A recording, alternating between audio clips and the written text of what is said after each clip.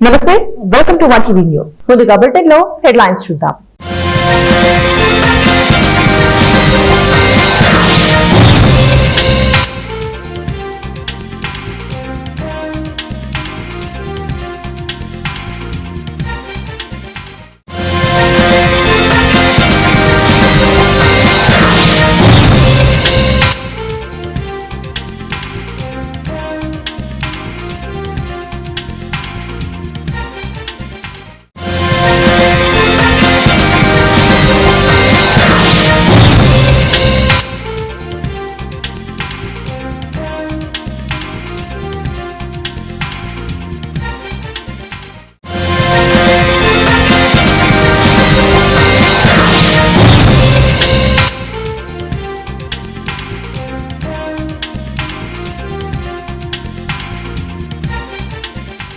America China మధ్య టారిఫ్ల కారణంగా trade war కొనసాగుతుంది.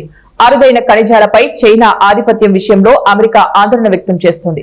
ఈ నేపథ్యంలో చైనాకు వ్యతిరేకంగా భారత్ మద్దతు ఇవ్వాలని ఆశిస్తున్నట్లు America treasury secretary Scott Bessent కీలక వ్యాఖ్యలు చేశారు.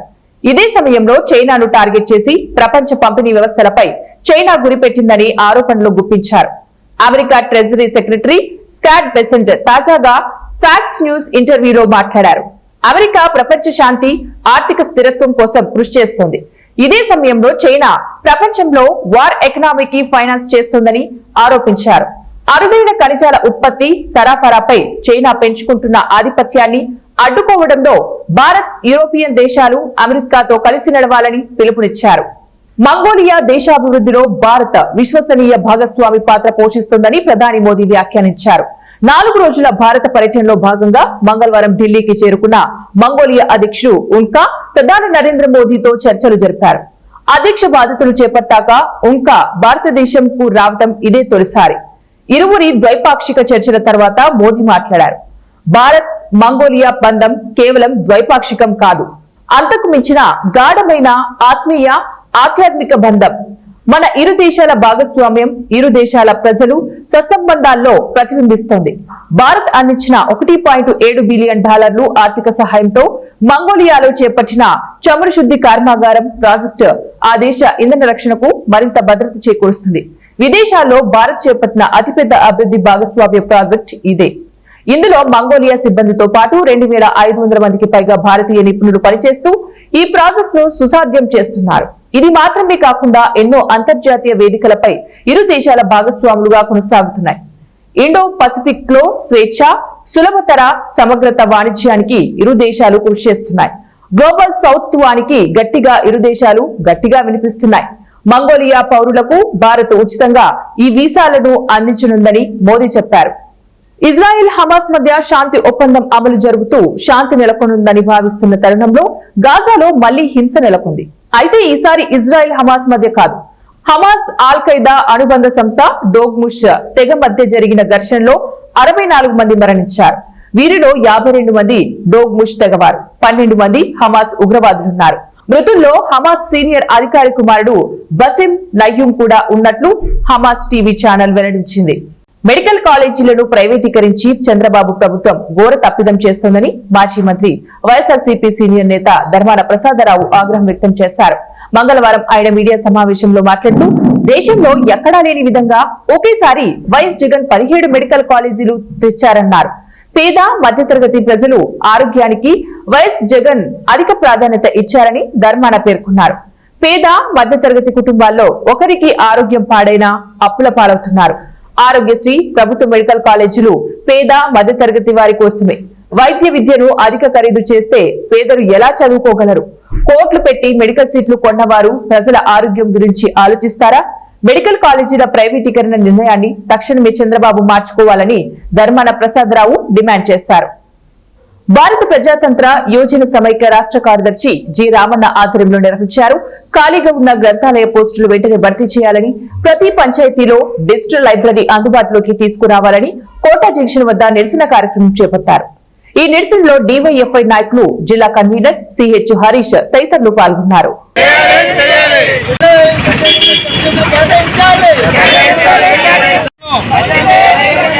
భర్తీ చేయాలి లైబ్రరీని పోస్టులు. నిరుద్యోగుల ఐక్యత, పట్టణంలో పట్టణ పౌర సంక్షేమ సంఘం కార్యదర్శి రెడ్డి శంకర్రావు అధ్యక్షతన బుధవారం రౌండ్ టేబుల్ సమావేశం నిర్వహించారు. వైద్య విద్యను ప్రభుత్వం నిర్వహించవలసిందేనని సంఘం తీర్మానమిచ్చింది.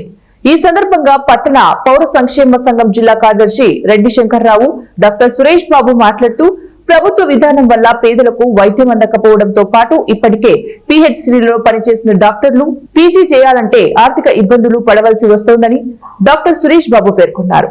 కొత్త వారికి విద్య అందదని ఆయన అన్నారు. ఈ సమావేశంలో doctor K Nagamanohar, doctor Faizal, doctor Suresh Babu, doctor Naveen తదితరులు పాల్గొన్నారు. అలాగే డాక్టర్స్ ఎవరైతే 25 రోజులుగా సమ్మె చేస్తున్నారో వాళ్ళ సమ్మెని విరమింపజేసి వాళ్ళ న్యాయమైన కోరికలు తీర్చాలని ఈ బీపీపీపీ పద్ధతిని పక్కన పెట్టి వైద్య విద్య ఆరోగ్య వ్యవస్థ ప్రభుత్వ రంగంలోనే కొనసాగించాలని చెప్పి కోరుతూ ఈరోజు రౌండ్ టేబుల్ సమావేశం విజయనగరం పట్టణ పౌర సంక్షేమ సంఘం ఆధ్వర్యంలో జరుగుతుంది. విజయనగరం పట్టణ పౌర సంక్షేమ సంఘం ఇంతకుముందు ఈ మెడికల్ కళాశాల సాధన కోసం దరిదాపు 7-8 ఏళ్ల పాటు సుదీర్ఘంగా పోరాటం చేసింది. 2014 నుంచి 19 మధ్య జరిగిన ఎన్నికలకి చంద్రబాబు నాయుడు గారి ప్రభుత్వం గెలిచిన తర్వాత 2019 ఎలక్షన్కి వెళ్లే ముందు నెల రోజుల ముందు నోటిఫికేషన్ వస్తుందనగా రాష్ట్రంలో ఏలూరు, మచిలీపట్నం, విజయనగరం ఈ 3 మాత్రమే మెడికల్ కళాశాలలు ఖాళీగా ఉండిపోతే ఈ 3ంటికి మచిలీపట్నం, ఏలూరు భర్తీ చేశారు. ఈ విజయనగరం ప్రకాశం జిల్లా మార్కాపురం పట్టణంలోని ప్రభుత్వ బాలుర పాఠశాల నందు బీజేపీ మాజీ మైనార్టీ మోర్చా రాష్ట్ర అధ్యక్షురాలు షేక్ షబానా ఆధ్వర్యంలో డాక్టర్ ఏపీజే అబ్దుల్ కలాం 94వ జయంతిని పురస్కరించుకుని విద్యార్థులకు ఎగ్జామ్ ప్యాడ్స్ అందించి స్వీట్లను పంపిణీ చేశారు. ముందుగా పాఠశాల ప్రాంగణంలో గల అబ్దుల్ కలాం విగ్రహానికి షబానాతో పాటు పాఠశాల ప్రధానోపాధ్యాయులు మునగాల చంద్రశేఖర్ రెడ్డి, పాఠశాల సిబ్బంది పూలమాలలు వేసి నివాళులర్పించారు. అనంతరం అబ్దుల్ కలాం జీవిత విషయాలను విద్యార్థులకు బోధించి తల్లి తండ్రి లేని 2 విద్యార్థులను షేక్ షబానా, బీజేపీ కృష్ణారావు చేరొక విద్యార్థిని దత్తత తీసుకుని వారి చదువులకు కావలసిన అవసరాలను తీరుస్తామని హామీ ఇచ్చారు. ఈ సందర్భంగా షేక్ షబానా మీడియాతో మాట్లాడుతూ పేద విద్యార్థులను దత్తత తీసుకోవడం ఎంతో ఆనందంగా ఉందని అన్నారు.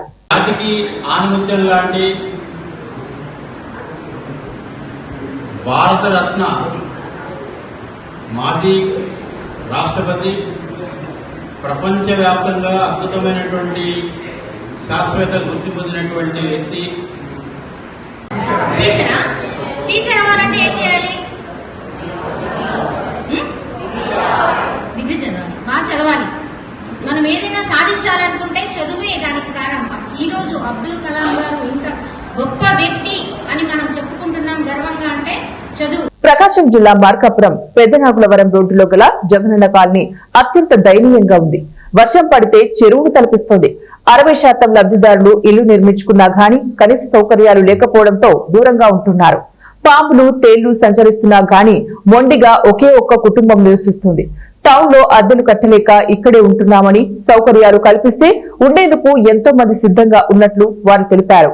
డాక్టర్ అబ్దుల్ కలాం 94వ జయంతి వేడుకలను కర్నూలులో ఘనంగా నిర్వహించారు. సిల్వర్ జూబ్లీ కళాశాలలో బీజేపీ మైనార్టీ మోర్చా విభాగం ఆధ్వర్యంలో నిర్వహించిన ఈ వేడుకల్లో బీజేపీ రాష్ట్ర అధ్యక్షుడు పివిఎన్ మాధవ్ ముఖ్య అతిథిగా పాల్గొన్నారు.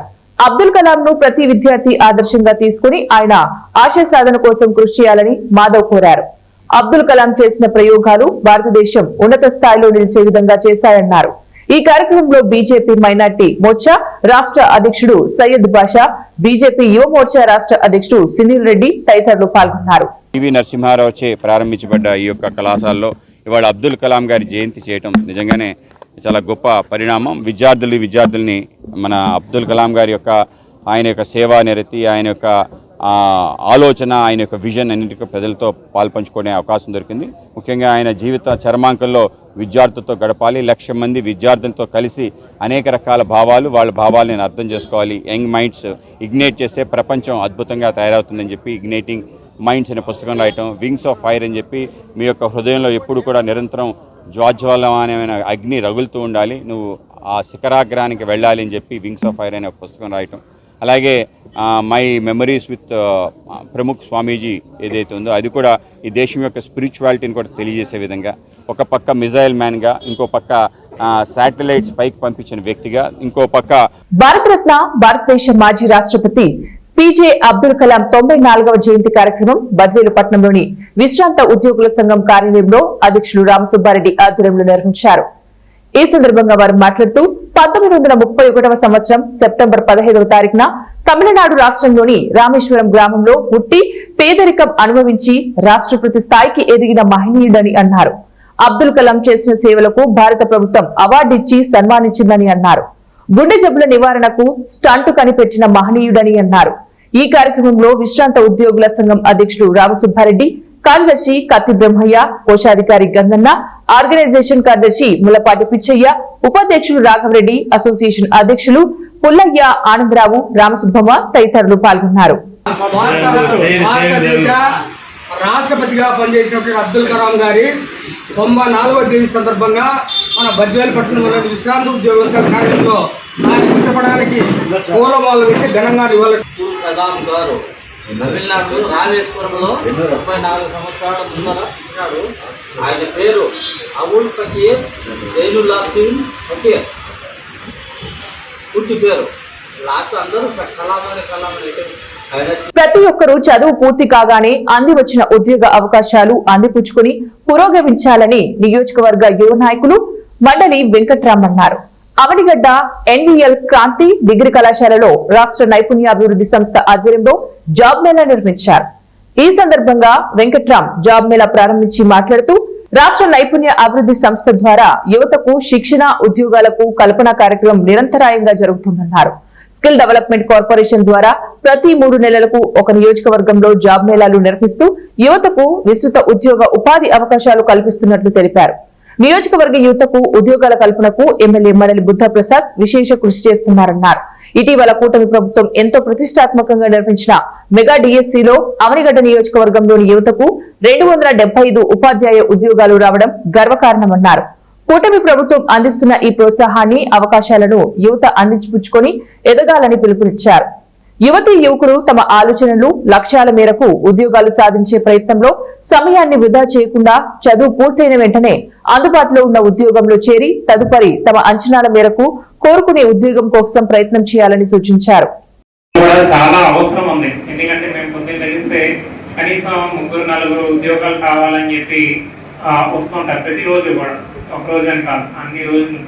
అంటే ఎంత ఇక్కడ ఉద్యోగాలు లేక మనం ఇబ్బంది పడుతున్నామో మనందరికీ కూడా తెలుసు. ఎందుకంటే చదువుకుంటున్నాం, మనం మంచి చదువుతున్నాం, మన తల్లిదండ్రులు చదివిస్తున్నారు, కష్టపడి వాళ్ళ డబ్బులు కట్టి అంత చదివించినప్పుడు మనకి ఏంటంటే ఇక్కడ అందరూ కూడా ఒక ఆలోచన ఏంటంటే నేను చదివిన దానికి నాకు ఉద్యోగం రావట్లేదు అనే ఒక మైండ్ సెట్ లో చాలా మంది ఖాళీగా ఉండిపోయే పరిస్థితి ఈరోజు ఇక్కడ ఉంది.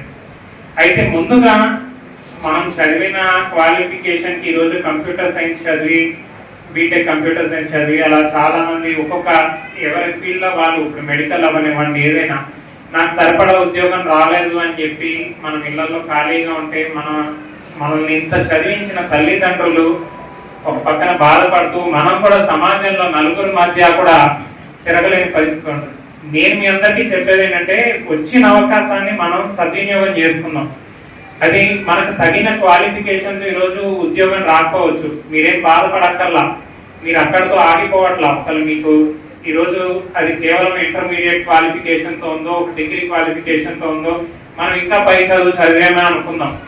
చదువుకున్నా కూడా మనం ఈ క్వాలిఫికేషన్తో వచ్చిన ఉద్యోగంలో ముందు మనం చేరి తర్వాత మళ్ళీ ఇలాంటి జాబ్ మేళాలు పెడతారు, లేదంటే బయట మీ ప్రయత్నాలు మీరు చేసుకుంటూ. చిత్తూరు జిల్లా కేంద్రంలోని పృథ్వీ హోటల్ నందు సింథియా సంస్థ ఆధ్వర్యంలో గ్రామీణ ప్రాంతంలో మహిళల వ్యవస్థాపక పాత్రపై ప్రచార సెమినార్ ప్రోగ్రాం జరిగింది.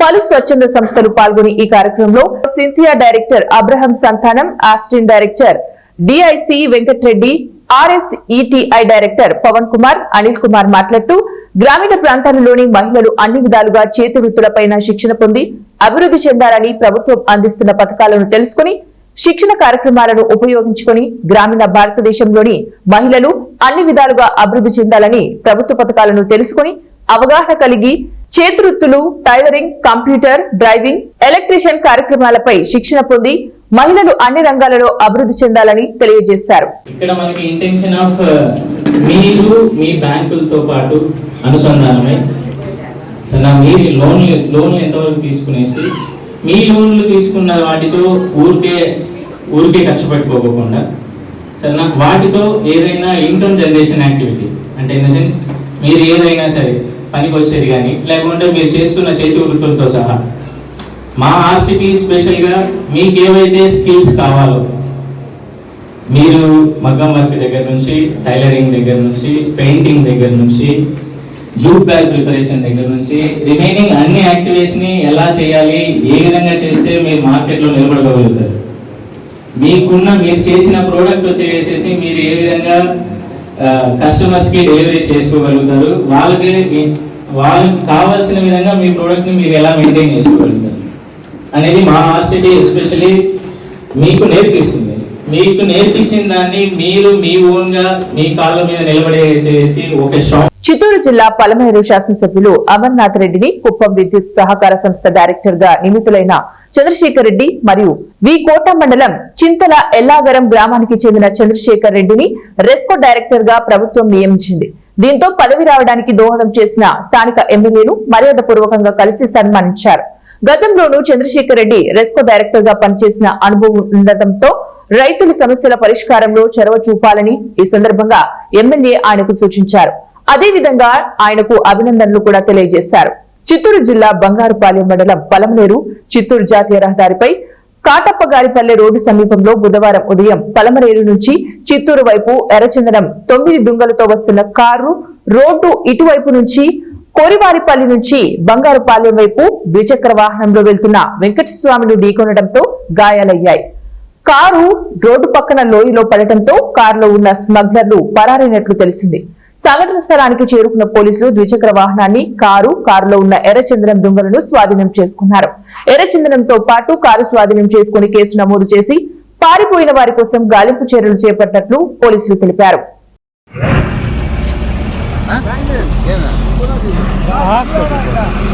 ప్రజా సమస్యల పరిష్కారమే లక్ష్యంగా అధికారులు పనిచేయాలని పీలేరు ఎమ్మెల్యే నల్లారి కిషోర్ కుమార్ రెడ్డి అన్నారు. బుధవారం పీలేరు కలకడ మండలాల పరిధిలోని అన్ని శాఖల అధికారులతో సమీక్ష సమావేశం నిర్వహించారు. ఈ సందర్భంగా పంచాయతీల వారీగా నాయకులు అధికారులతో పిలిచి మాట్లాడారు. అధికారులు నాయకులకు సమన్వయం చేసుకుంటూ పనులు చేయాల్సి ఉంటుందని, అభివృద్ధికి ఆటంకం లేకుండా ఒకరికొకరు సహకరించుకొని సాగాలని ఎమ్మెల్యే సూచించారు. ఆయా గ్రామాల్లో నెలకొన్న త్రాగునీటి సమస్యలపైన అక్కడక్కడ పైప్ లైన్లు పగిలిపోయి సమస్య తలెత్తుతూ ఉండటంతో ఎమ్మెల్యే దృష్టికి తీసుకువచ్చారు. అన్ని పంచాయతీల పరిధిలో భూ సమస్యలు, ముటేషన్ సమస్యలు పెండింగ్ లో ఉన్నాయని, వాటిని పరిష్కరించే విధంగా చూడాలని నాయకులు ఎమ్మెల్యే దృష్టికి తీసుకుని వచ్చారు. ఈ సమస్యలు విన్న ఎమ్మెల్యే అధికారులు విధిగా మీ పరిధిలోని సమస్యలను పరిష్కరించే విధంగా చర్యలు తీసుకోవాలని స్పష్టం చేశారు.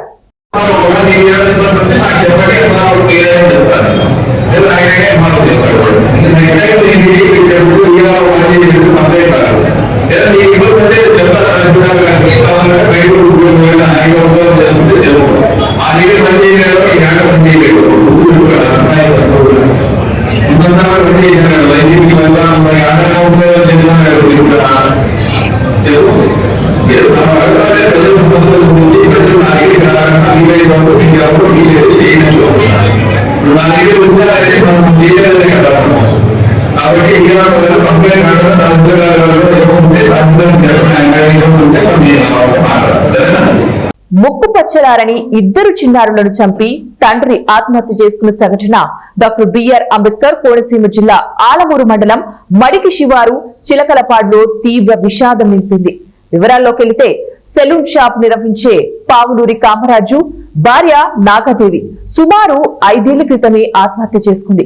అప్పటి నుంచి కామరాజుపై కోర్టులో కేసు నడుస్తూ ఉండగా ఇటీవల రాజీ కుదిరింది.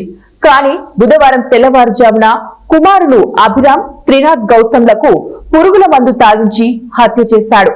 అనంతరం తాను కూడా ఫ్యాన్ కు ఉరివేసుకుని ఆత్మహత్య చేసుకున్నాడు. Kothapeta DSP Sunkara Muralimohan, Ravulapalem rural CI CH Vidyasagar, SI G Naresh ఘటనా స్థలానికి చేరుకుని విచారణ చేపట్టారు. ఈ మడికి దగ్గర ఆల్మూరు పోలీస్ స్టేషన్ లిమిట్స్లో మడికి దగ్గర చిలకలపాడు గ్రామంలో పాలూరి కామరాజు, ఇతని వయసు వచ్చి 36 ఇయర్స్. ఇతను తన గదిలో ఆయనకి ఇద్దరు పిల్లలు. ఆల్రెడీ గతంలో భార్య చనిపోయిన తర్వాత ఇతని మీద కేసు పెట్టడం, తర్వాత అతను ఆ కేసు ట్రయల్ అవడం, ఆ కేసు కూడా క్లోజ్ అయ్యి ఎక్విటల్ అవడం జరిగింది. తర్వాత వచ్చి ఆ ఇద్దరు పిల్లల్ని పెంచుకుంటూ తల్లిదండ్రులతో ఉంటున్నాడు. ఈ మధ్య తల్లిదండ్రులు కొంచెం హెల్త్ బాగోక వాళ్ళ బ్రదర్స్ ఉన్నారు, ఇంకో ఇద్దరు బ్రదర్స్ కూడా ఇతను కాకుండా ఇంకో ఇద్దరు బ్రదర్స్ ఉన్నారు. వాళ్ళు కూడా ఇదే ఊర్లో ఉంటారు. ఇంకో పెద్దన్నగారి దగ్గర తల్లిదండ్రి ఉంటున్నారు. రాత్రి యాక్చువల్గా వీళ్ళు ఏం చేశారంటే భోజనం చేసిన తర్వాత ఇతను ఇప్పుడు మాకున్న ప్రస్తుతం ఉన్న ఇన్ఫర్మేషన్ ప్రకారం ఇద్దరు పిల్లలకి పాయిజన్ ఇచ్చి, కూల్ డ్రింక్లో పాయిజన్ ఇచ్చి తర్వాత ఏలూరు జిల్లాలో ప్రభుత్వ హాస్పిటల్స్ లో పనిచేస్తున్న కాంట్రాక్ట్ శానిటేషన్స్ వర్కర్స్ కు 4 నెలల నుంచి జీతాలు ఇవ్వడం లేదంటూ ఏఐటియుసి ఆధ్వర్యంలో కలెక్టరేట్ వద్ద ధర్నా నిర్వహించారు. ఈ సందర్భంగా యూనియన్ నాయకులు మాట్లాడుతూ ఏలూరులోని డిసిహెచ్ఎస్ అధికారి వర్కర్స్ కు 4 నెలల జీతాలతో పాటు 15 వరకు పిఎఫ్ బకాయిలు చెల్లించాలని అడుగుతుంటే బీసీహెచ్ఎస్ జిల్లా అధికారి సమాధానం చెప్పడం లేదని ఆవేదన వ్యక్తం చేశారు. హాస్పిటల్లో శానిటేషన్ పనులు నిలిపివేస్తామని నోటీసు ఇచ్చినప్పటికీ తగిన స్పందన లేదని ఆగ్రహం వ్యక్తం చేశారు.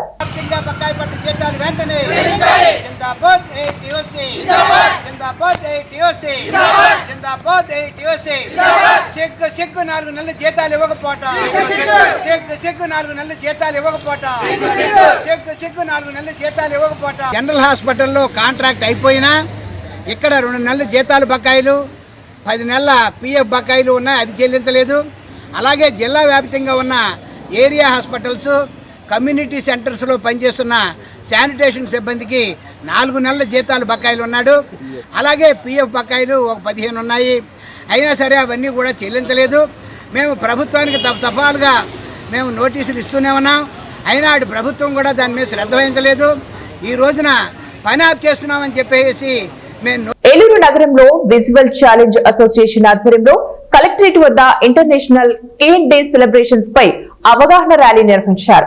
ఈ ర్యాలీని జిల్లా కలెక్టర్ వెట్రిసెల్వి ప్రారంభించారు. ఈ సందర్భంగా కలెక్టరేట్ నుంచి ర్యాలీగా స్టేట్ బ్యాంక్ రోడ్ మీదుగా నిర్వహించారు. ఈ సందర్భంగా అసోసియేషన్ మెంబర్స్ మాట్లాడుతూ బ్లైండ్ పీపుల్స్ కు ఇచ్చిన స్టిక్ వల్ల వారికి ఎంతో ఉపయోగకరంగా ఉందని అన్నారు. రోడ్డు దాటేటప్పుడు గాని మధ్యలో గుంతలు అడ్డంగా వచ్చిన స్టిక్ ద్వారా మాకు అవగాహన ఉన్నప్పటికీ ప్రజల్లో ఎటువంటి అవగాహన లేకపోవడం వల్ల మా బ్లైండ్ పీపుల్స్ కి తగిన ఆదరణ ప్రజల నుంచి రావటం లేదని ఆవేదన వ్యక్తం చేశారు. ప్రజల ఆదరణ ఉంటే మేము స్వేచ్ఛగా వెళ్లడానికి అవకాశం ఉంటుందని, జిల్లా వ్యాప్తంగా దీనిపై ప్రజల్లో అవగాహన కలిగిస్తే చాలా బాగుంటుందని పలువురు అభిప్రాయపడ్డారు. నమస్కారం అండి, నా పేరు Radharani, visually challenge employees association రాష్ట్ర ఆర్గనైజింగ్ సెక్రటరీ అండి. నేను ఈ రోజు మరి స్టిక్ అనేది స్టిక్ డే. చాలా మందికి కూడా ఈ స్టిక్ పైన అవగాహన లేదు. మేము స్టిక్ పట్టుకొని వెళ్తున్నా గానీ ఎవరు కూడా ఆపడం గానీ హెల్ప్ చేయడం గానీ అలాంటివి ఏమీ చేయట్లేదు. చాలా మందికి కూడా ఈ స్టిక్ పైన అవగాహన కల్పించాలి అన్న ఉద్దేశంతో ఈ రోజు ఈ కార్యక్రమాన్ని అయితే విజువల్లీ ఛాలెంజ్ ఎంప్లాయీస్ కూటమి ప్రభుత్వం ఇచ్చిన హామీని నిలబెట్టుకుంటూ మామిడి రైతుల ఖాతాల్లోకి టన్నుకు 4,000 రూపాయల చొప్పున మొత్తం 147 కోట్ల రూపాయలు జమ చేయడం పట్ల రైతులు ఆనందం వ్యక్తం చేశారు. ఈ సందర్భంగా బుధవారం చిత్తూరు జిల్లా బంగారుపాలెం మార్కెట్ యార్డ్ వద్ద మామిడి రైతులు సీఎం నారా చంద్రబాబు నాయుడు చిత్రపటానికి పాలాభిషేకం నిర్వహించారు. పూతలపట్టు నియోజకవర్గ శాసనసభ్యులు డాక్టర్ కలికిరి మురళీమోహన్ ఆధ్వర్యంలో ఈ జరిగిన కార్యక్రమంలో కూటమి నాయకులు, కార్యకర్తలు పెద్ద ఎత్తున మామిడి రైతులు పాల్గొన్నారు. రైతుల రక్షకుడు చంద్రబాబు, మామిడి రైతుల మిత్రుడు చంద్రబాబు అంటూ నినాదాలతో మార్కెట్ యార్డ్ మార్మోగించారు. ఈ సందర్భంగా రైతులు మాట్లాడుతూ మామిడి రైతుల కష్టాలని గుర్తించి ఇచ్చిన హామీని నిలబెట్టుకుని ఖాతాల్లో నగదును జమ చేసినందుకు సీఎం మా కుటుంబాల తరపున ధన్యవాదాలు తెలుపుతున్నాం. రైతుల సమస్యలను ఎప్పటికప్పుడు పరిష్కరించిన ఎమ్మెల్యేకు కృతజ్ఞతలు తెలిపారు.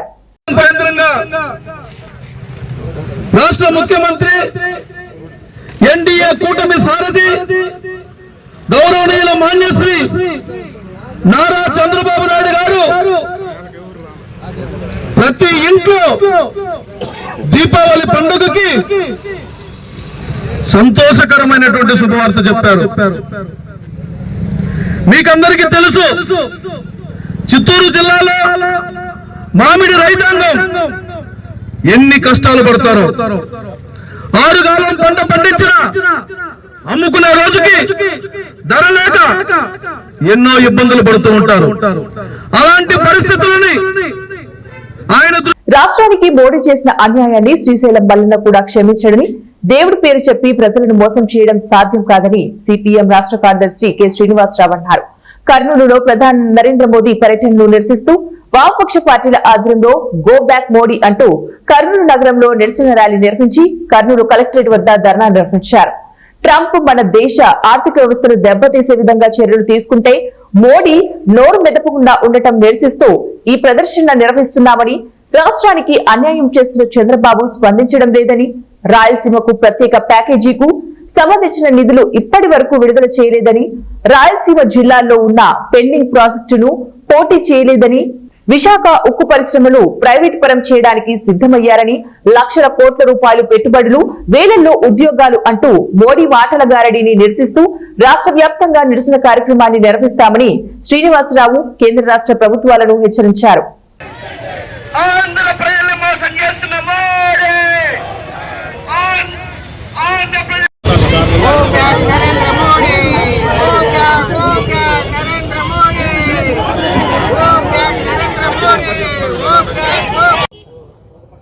మన రాష్ట్రానికి ప్రత్యేక హోదా ఇవ్వకుండా విభజన హామీలు అమలు జరపకుండా రాయలసీమ ప్రత్యేక ప్యాకేజ్ ఇస్తామని మాట తప్పి ఈ కర్నూలు జిల్లాకి ఏ ఒక్క ఫ్యాక్టరీ రాయలసీమ ఇరిగేషన్ ప్రాజెక్టులు కానీ ఫ్యాక్టరీలు కానీ ఇవ్వకుండా ఇప్పుడు శంకుస్థాపనల పేరుతోటి 1000 కోట్లు 13,000 కోట్లతో 16 ప్రాజెక్టులు శంకుస్థాపనలు చేసిపోవటానికి రాజధానికి శంకుస్థాపన చేశాడు మనకు తెలుసు. ఇప్పుడు ఇక్కడ మట్టి చెమ్మిడ నీళ్లు పోసిపోయాడు. ఈ శంకుస్థాపనలు కూడా అంతే. చేసిన శంకుస్థాపనలు పక్కన కడప ఉక్కు ఫ్యాక్టరీకి చట్టంలో ఉన్నా సరే ఫ్యాక్టరీ పెట్టలేదు. విశాఖ ఉక్కు ఫ్యాక్టరీని మొండమోయిస్తున్నారు. బులెటిన్ ముగించే ముందు మరోసారి హెడ్లైన్స్.